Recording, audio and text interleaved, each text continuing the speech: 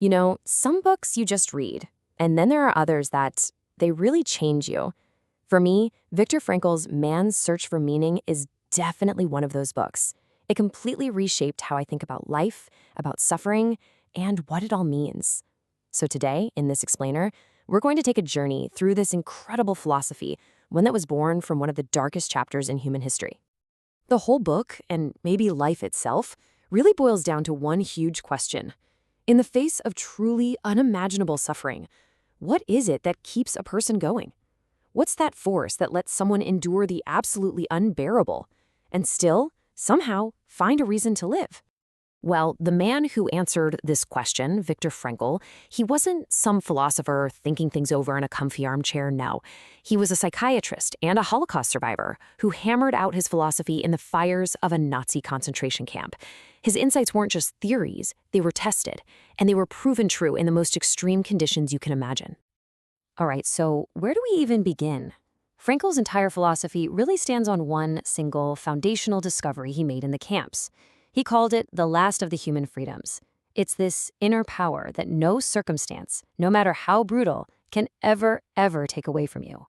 Frankl wrote, "Everything can be taken from a man but one thing, the last of the human freedoms, to choose one's attitude in any given set of circumstances, to choose one's own way." Just let that sink in for a second. Even when he was stripped of everything, his home, his family, his possessions, even his name, Frankl realized there was one thing the Nazis could not touch, his inner response to it all. The single powerful idea that you always have the freedom to choose your attitude became the absolute cornerstone of his entire philosophy. And this freedom of attitude, it wasn't just about sitting back and quietly enduring. Oh no, it was an active weapon. By choosing their response, the prisoners could actually transform their suffering.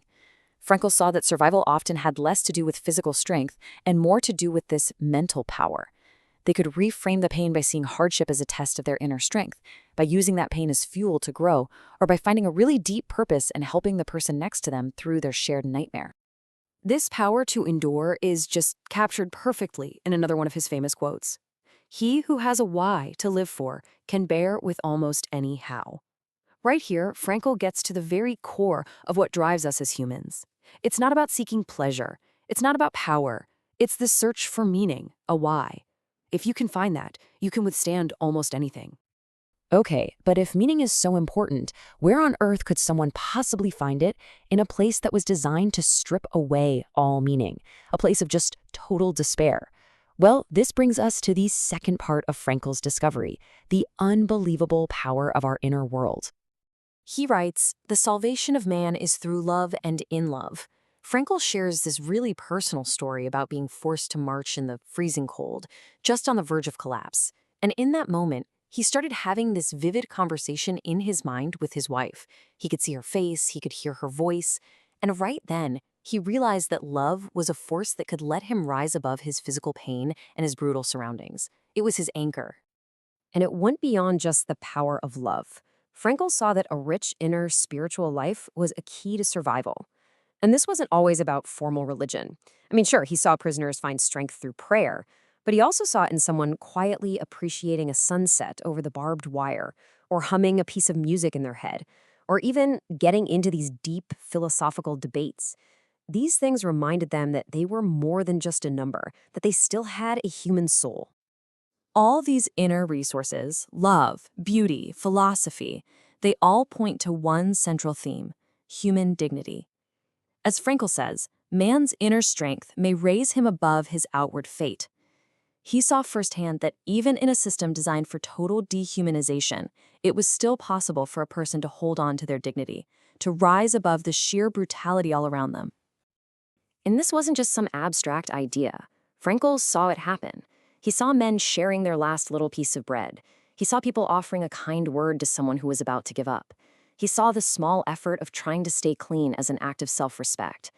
And maybe most powerfully, he saw people who just refused to become as cruel as their captors. These tiny, real actions were huge demonstrations of that inner freedom and dignity. Now, these acts of dignity all come from what I think is Frankl's most empowering concept, the nature of choice itself, and the huge responsibility that comes along with it. He explains it so beautifully with this quote, Between stimulus and response, there is a space. In that space is our power to choose our response. In our response lies our growth and our freedom. Okay, so the stimulus is whatever happens to us. In his case, the horrors of the camp. The response is how we react. But the most important part, the real magic, is in that space in between. That space, no matter how small it might feel, that is where our ultimate freedom is. Think about it this way. The typical model is just simple. Stimulus leads to an automatic reaction. Something bad happens, we react badly. But Frankl, he adds this totally revolutionary step right in the middle. Between the stimulus and the response, there is a space to choose. So you see, it's not about what happens to you, it's about how you use that space. That's where all our power is. This freedom shows us a really profound truth, which he captures here. Life is never made unbearable by circumstances, but only by lack of meaning and purpose. What this means is that our freedom isn't passive. It comes with a huge responsibility, the responsibility to actively go out and find our own meaning. It's not just going to be handed to us. We have to go find it. After he was liberated, Frankl didn't just write a book about his experiences. He took his life-altering discoveries and turned them into a real, formal approach to therapy. He called it logotherapy, which is a future-oriented, meaning-centered therapy designed specifically to help people find their purpose. So, how does it work? Well, logotherapy uses a few key techniques. First, there's paradoxical intention. This is where someone is actually encouraged to try to make their fear happen. It sounds weird, but it totally short-circuits the anxiety that fuels the fear. Then you have de-reflection, which is all about guiding a person's focus away from their own problems and towards something or someone else, because Frankl believed meaning is always found outside ourselves.